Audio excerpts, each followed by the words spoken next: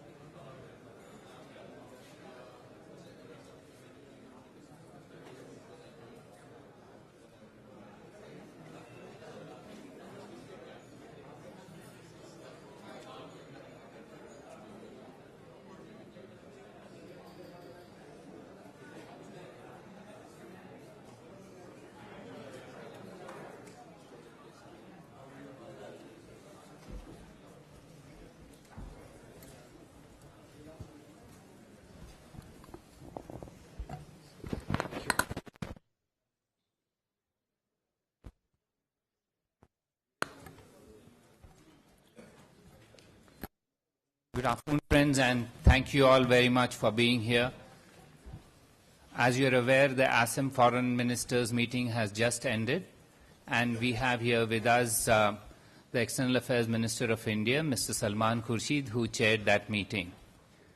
What we would do is I'd request the External Affairs Minister to make his opening remarks, following which the floor will be open for questions regarding the ASEM meeting. Subsequently, if there is time, he's agreed to answer a couple of questions on other issues. So with those opening remarks, I'll request the External Affairs Minister to make his introductory remarks on the Assam Foreign Ministers meeting.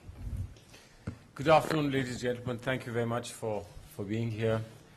We are coming to you from 2 days of a very successful and very rewarding discussions at the FMM, ASEAN FMM 11. I think that the fact that we were able to introduce a new format, both in terms of documentation as well as introduction of the retreat element, has been greatly appreciated. I would have just given you a printed format, but I know there's electronic media here as well, so therefore you'll have to bear with my reading a few bits of information that are important and that should be helpful to you as well. We've just concluded, as I said, this 11th Assam Foreign Ministers meeting. It's the first time that India has hosted this. It's a biennial ministers meeting since we joined, since in 2007, the first time that we've held this meeting here. It was attended by 34 foreign ministers. A couple of foreign ministers dropped out at the last minute. Otherwise, we had a very good attendance, but 34 is an impressive attendance. And 11 deputy foreign ministers or vice foreign ministers from Asia and Europe, along with the 34 foreign ministers attended, which means that in all 51 ASEM members were represented. We were very lucky to have had the Vice President of India, Hamid Ansari Saab, to inaugurate the ASEM FMM 11 yesterday in the morning. And thereafter we had 2 plenary sessions, followed by the retreat today. As I said, first time that we've had a retreat, and it allowed for a great deal of candor. It was very interactive, and I think that everyone appreciated it. The theme, the overall theme that we had introduced was ASEM, a bridge to partnership for growth and development, development being a major issue, as you know, in the development round of WTO as well. And we, in terms of our national policies, are focused on inclusive development. So this was the theme, bridging the two continents together in partnership for growth and development.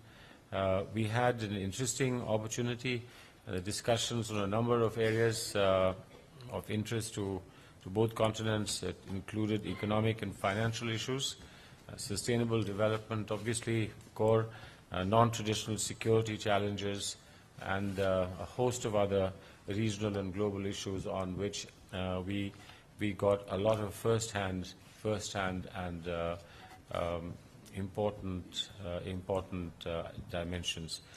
We also assessed the achievements of ASEM for the past 17 years of its existence, and also looked at the way forward. During these 2 days that we've had discussions, we've agreed to intensify our efforts for bringing in greater synergy between the Asian and European partners across the 3 pillars of our engagement, being the political dialogue, economic collaboration, and the socio-cultural exchanges that we consider to be extremely important. So as part of the new structure of documentations, we have issued a chair statement, which essentially is a summary of our actual discussions that have taken place. It's prepared by the chair, obviously people assisting the chair, and in consultation with ASEM partners. So it's really a consensual document. We have successfully, therefore, been able to avoid endless text negotiations going late into the night, sometimes not being able to agree, and then going for less than the best that you could have had. But we didn't have all that this time, and I think that reflects very well on the nature of our engagement. We have attempted, and successfully so, breaking away from the declaratory nature of previous ASEM deliberations that we've had.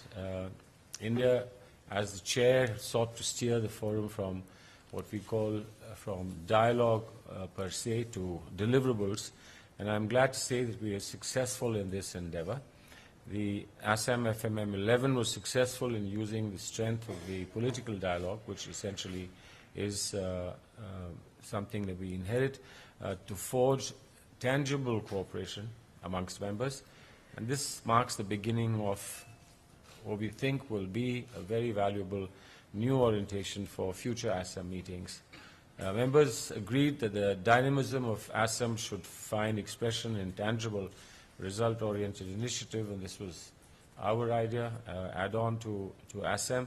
And this could be utilized to define joint responses by Asia and Europe to global and regional challenges, as indeed to seize opportunities for growth and development.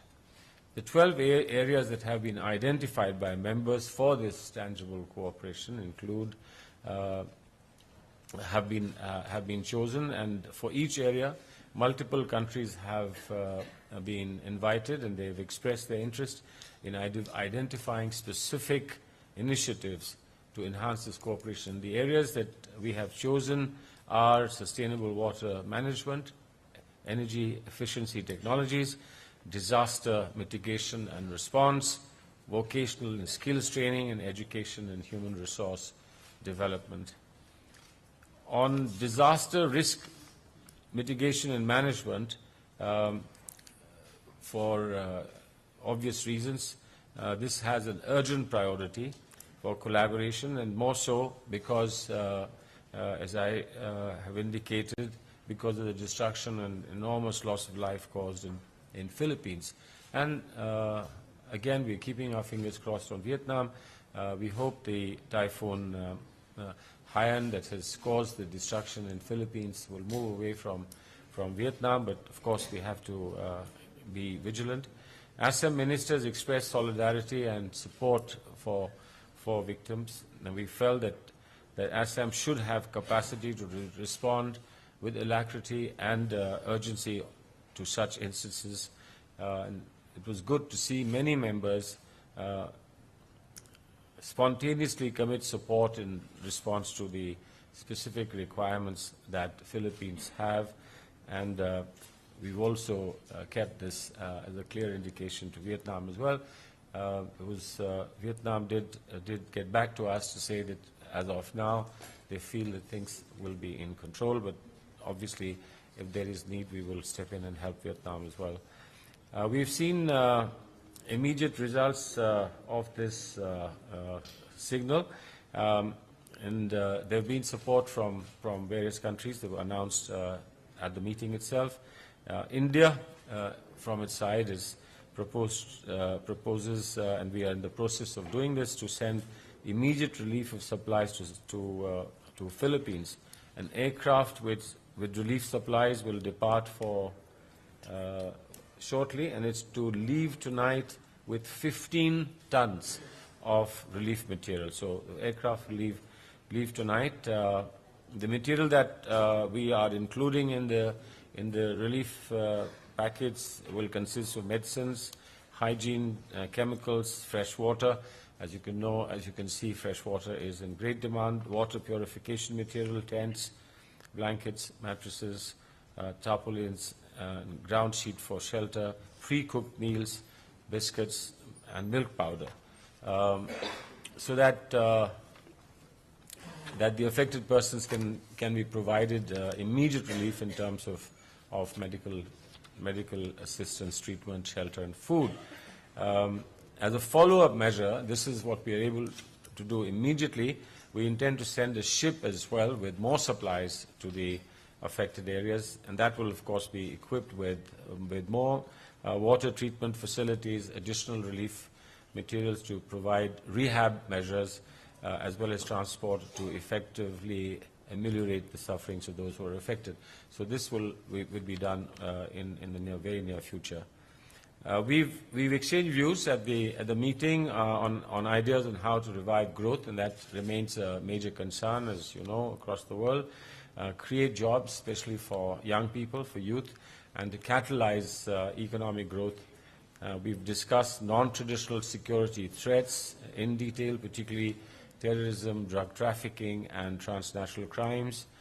We've exchanged ideas to address food, water, energy security, as well as address the emerging issues of cyberspace and the issues related to cybercrime, cybersecurity, which are confronting national governments across 2 continents and the rest of the world. We've endorsed a recommendation by our senior officials to set up a working group comprising of ASEM members and ASEF to devise a press and public awareness management strategy. For ASEM, we believe that this is something that should not be seen as being a concern only of professionals and of diplomats, but should become more of a household word and household idea. In this context, I would like to mention that the joint initiative by India and the Asia-Europe Foundation to host the 9th Asia-Europe Foundation Journalists Colloquium. This should be of interest to you, again in Gurgaon, 11th and 12th of November 2013, and I hope that some of you are there. We will also be co-hosting with ASEF a 2-week project in early 2014 on sustainable urbanization in heritage cities, aimed at students and young professionals from ASEM partner countries. And I think those who care for cities like Delhi would have a very special interest in this. ASEM will celebrate its 20th anniversary in 2016.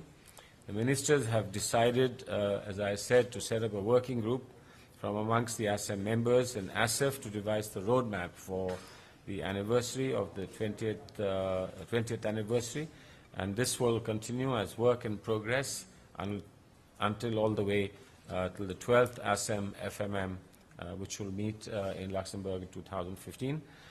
The Asia-Europe Foundation, as the only permanent institution of ASEM, is making an important contribution to ASEM processes. We have endorsed a recommendation of senior officials that ASEF Board of Governors and Executive Director partner the effort to bring closer activities in ASEM. We've also discussed Croatia's request for membership of ASEM following its accession to the European Union earlier this year. ministers have welcomed Croatia as guest of chair for all ASEM meetings in 2014, till a decision on its membership at ASEM 10 summit in Milan, Italy, in the second half of 2014. The European Union and Italy briefed us on preparations for the 10th ASEM summit, which will take place there in Milan in 2014. And Luxembourg has offered to host the 12th ASEM Foreign Ministers meeting in 2015, and we have, of course, an ASEM agenda. Growth and development are of interest and relevance to both Asia and Europe. The reform and working methods will allow ASEM members to make more focused efforts to give form and content to our urgent priorities. I also had bilateral meetings with many of our visiting ASEM foreign ministers on the sidelines, including my counterparts from China, Japan, Bangladesh, Romania, Lithuania, Poland, Hungary, Malta, Cyprus, Czech Republic, Republic of Korea, Norway, Switzerland, Sweden, Bulgaria, Slovenia, Portugal, the Netherlands, and and we have developed considerable capacity to not only step in for relief and reform, relief and rehab, but also search and recovery missions. But we've also shown in recent times, we've shown our ability to take preventive measures and to take precautionary measures before a natural disaster strikes. And I think that this has been widely appreciated in our country. There are similar efforts that are being undertaken by other countries. India has, at the last ASEAN meeting in Brunei, we had offered to set up a 24/7 web-based warning and information center, which is now getting ready. I think it's important that all of us share information not only about the possibility of disaster striking and preparing ourselves in advance, but also sharing the backup that's available in the entire group of countries, so that we can quickly respond to the need for any country in times of disaster. Japan has again been very quick off the mark, and they have considerable experience in disaster management, particularly the kind of natural disasters that affect that part of the world, which is basically tsunamis, earthquakes, and things of that nature. We've seen storms and cyclones and typhoons hit the coast, both in our part of the world as well in the United States of America. So I think shared experiences would be helpful in this. But India is always going to be willing, and we feel that we've done our duty immediately in responding to what has happened with Philippines, and we will continue in a sustained manner to stand by our friends in Philippines. Yes, sir. Igor Yermachenkov, Russian news agency RIA Novosti.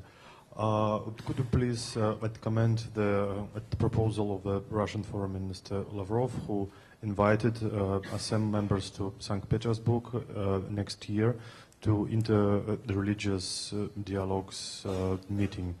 Do you accept the invitation, and do you and other ASEM members accept the invitation? I think there are a lot of very important initiatives being taken by a lot of countries, and this is an important initiative that Mr. Lavrov and the Russian government are taking. This is an invitation that we have just received, and of course it will come in a formal way as well, so that we will be able to study and see what we can add, what we can do by way of response, and what is the content that we can add to the effort that is being made in Russia. But this is something that we will process, and then we will respond. I think all good ideas. There is a proliferation of ideas now, and attempts by countries to find some ways of addressing concerns which are concerns that are of a global nature, and all of us are affected in some way or the other. There are very tight schedules now for everything, but I think we should respond to good suggestions of this kind. When the invitation formally arrives, we will be ready to process it. Yes, no. Sir, Akhilesh Suman from Rajya Sabha TV. Terrorist activities with the support of state actors has been one of the major issues that has been plaguing both Asia and Europe. Non-state actors. Yeah, non-state. No, but with support of states. No, then it's not state actors, then they're just state. Okay, yeah. Yeah.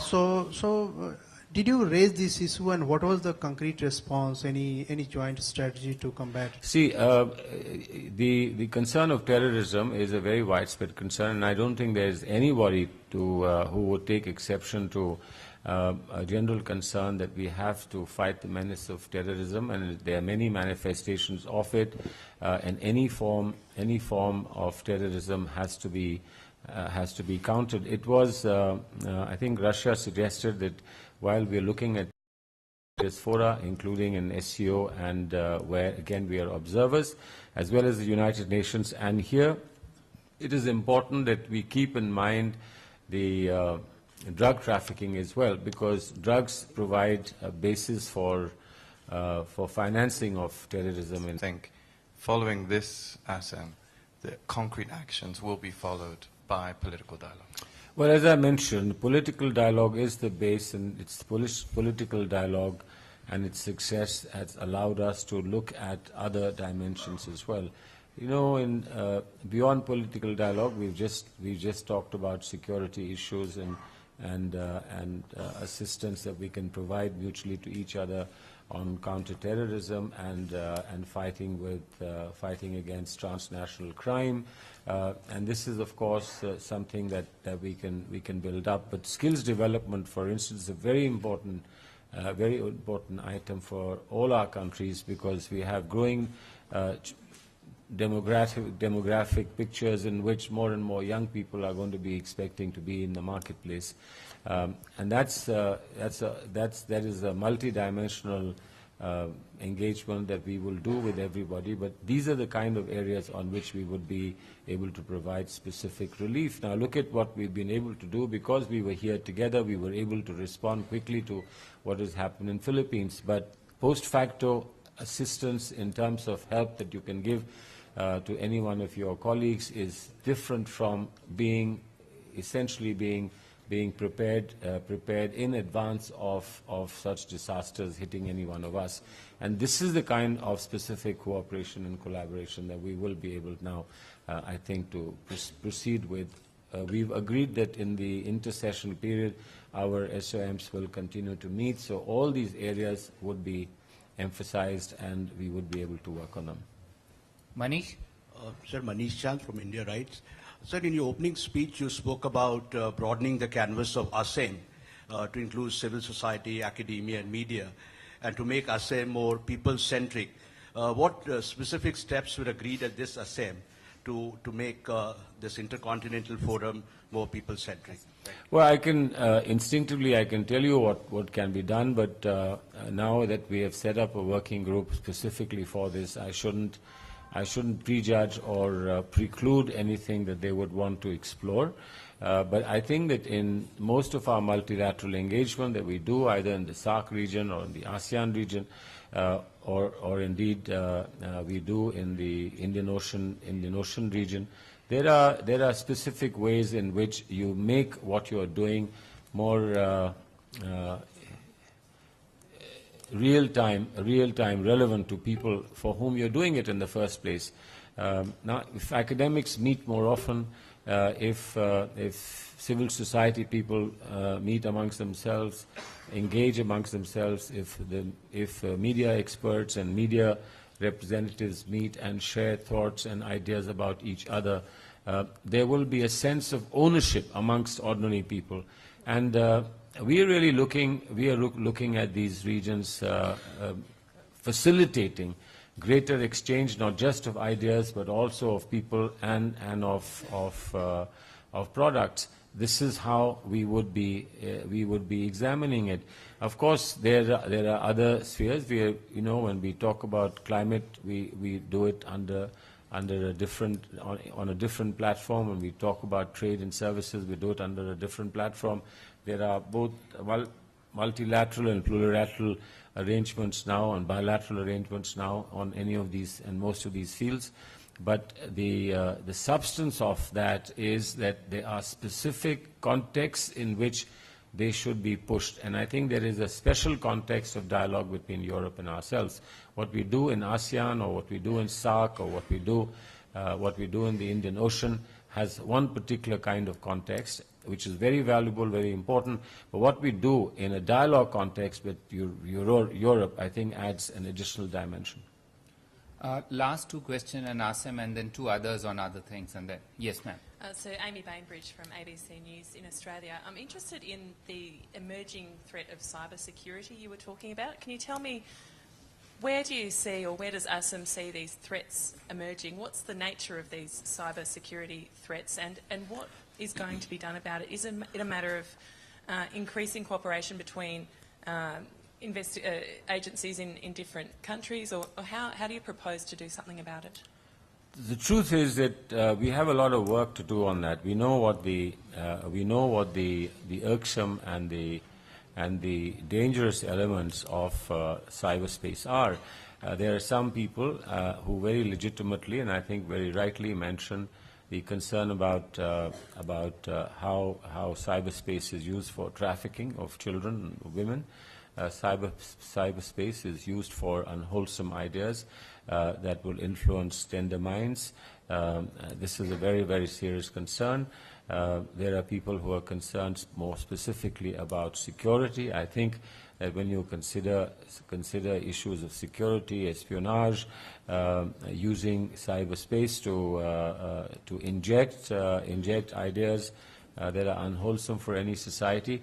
So we know exactly what are the areas that are dangerous, irksome, or that need to be addressed. But issues about what structure of governance and how we democratize the cyberspace and structures of governance are compatible with expectations of civil society and democratic institutions in our respective countries does still require considerable thought to go into.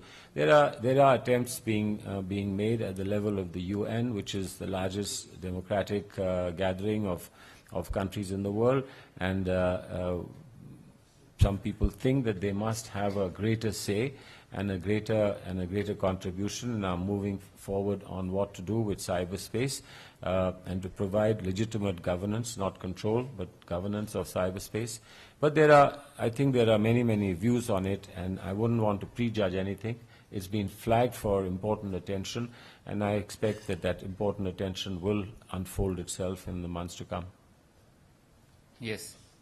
So this is Pratap Chakravarti from AFP. I have a specific question. During your did you have a bilateral talk with the Japanese foreign minister, and was an agreement reached on India-Japan war games in the end of the year, or maybe next year? Those are discussions that were happening as we were talking here. Those discussions were continuing with the finance ministry.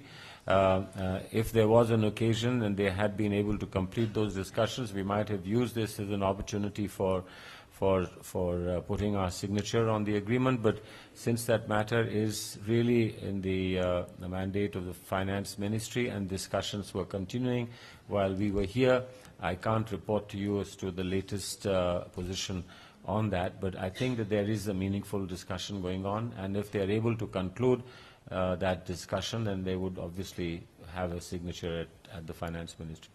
Maria? Yes, Maria Grazia Coggiola from Italian news agency, ANSA. I would like to know if also the issue of maritime security was discussed in the conference, and following the incident of the 2 Italian Marines in Kerala, and what is your assessment about the recent development in the investigation? Thanks.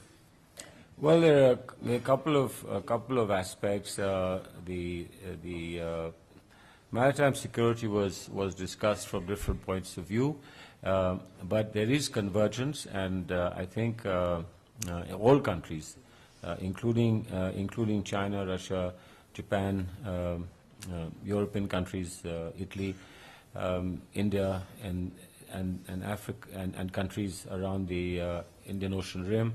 There was unanimity on the need to provide maritime security, and in that context, the issue also of what to do with initiatives that countries have taken about providing armed protection on ships, and how that's to be dealt with in the backdrop, of course, of the unfortunate incident in which Italian Marines got involved, which is still a matter sub judice and in courts of law in our country. Our view is that we must, of course, find a solution that ambiguity of this nature does not affect any future deployment, either in terms of ships or of individual personnel, security personnel. I think that in a sense, these incidents provide greater impetus to find clarity. As far as the incident itself is concerned, I'm very happy that we've been able to move forward, that the stalemate about the investigation being completed, those stalemates have been settled by appropriate opinions had from law officers, and the agencies that are investigating can now move forward, complete the investigation, and then go to the stage at which the courts can finally dispose of the matter. We are all desirous and interested in ensuring that the matter is concluded as expeditiously as possible, of course, within the parameters of the law, which are to be applied by the courts of the land. I hope that the delay that was being caused because of ambiguity on investigation procedures, I think that delay having been addressed, people will feel a greater sense of comfort and confidence. Last two questions. Maha? Sir, day after meeting Sartaj Aziz, Syed Ali Shah Gilani was seen endorsing armed struggle and militancy in Kashmir. How would you react to that and the fact that the first engagement of Mr. Sartaj Aziz after landing in India, ASEM, was meeting Kashmiri separatists? Well, you know, I must say that it's important that what we say and what we do, we have to carefully watch, and it's not, I don't want to give gratuitous advice to any senior colleague from across the border, but if there is seriousness in wanting to communicate and have a meaningful dialogue with India for sustainable peace, it will be, I think, necessary to respect India's point of view, India's sentiments and sensitivities of our country. Because this is not a dialogue that happens in isolation. This is a dialogue that it is contextual. This is a dialogue that needs public support, and we think that we have done a great deal to help the Pakistan government get the public support that it needs to be able to have a fair and transparent dialogue with India. But there are events in recent times that are not seen by us or indeed by anybody in India as encouraging events. I think they are counterproductive, and I would imagine that if there is seriousness in the desire to reach some kind of situation in which a dialogue meaningfully can take place, whatever be the end result of that dialogue, I think that's too early to predict, but a meaningful dialogue can take place. I think conducive circumstances have to be created, and it will have to be done by both sides. It cannot be only on one side. Some of these events have been somewhat counterproductive, unfortunately. Last question, Suhasini. Mr. Khurshid, I'm Suhasini Haider from CNN, IBN.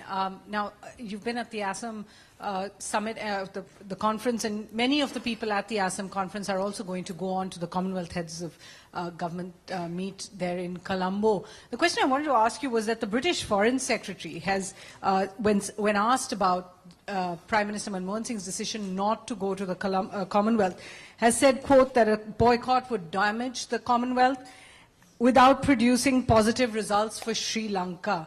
I'd like to ask you your response to that. Is that the kind of disappointment others have expressed as well? Also, whether you can confirm that you will in fact be going to Colombo for the Commonwealth, because today we've seen the demand coming from parties in Tamil Nadu that you should not visit as well.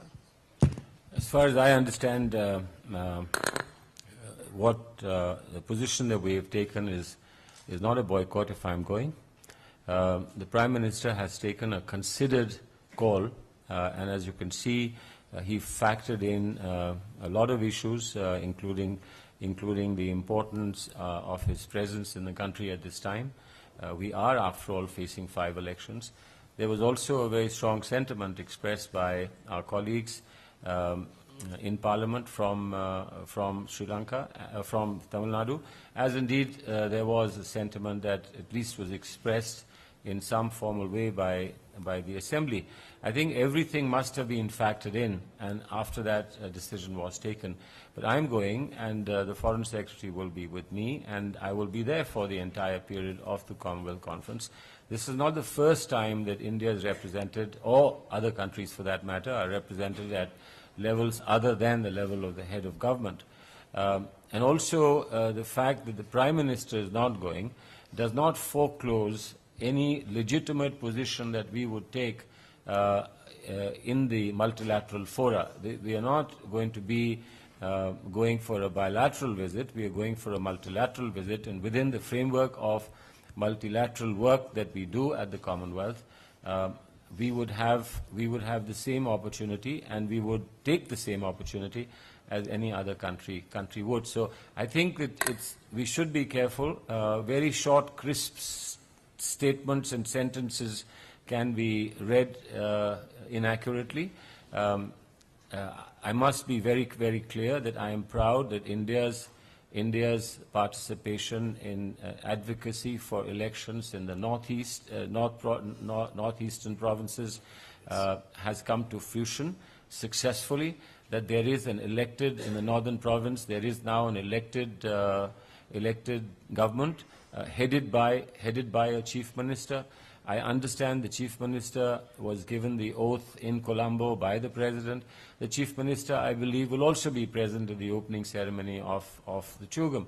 We have a huge, huge commitment and investment for rehabilitation in the northern province and, of course, in the eastern province. We are doing 50,000 houses, the largest such project anywhere in the world. We are building infrastructure, we are doing roads, we are doing railways. We are doing also for Sri Lanka other major projects like the Sampur power plant. And well, let us not forget that there is a major investment, two-way investment between Sri Lanka and India, and that there is two-way traffic of tourists between the two countries. And I think that's a lot that's to be said of a relationship between our two countries. And it cannot be held hostage to something in which we believe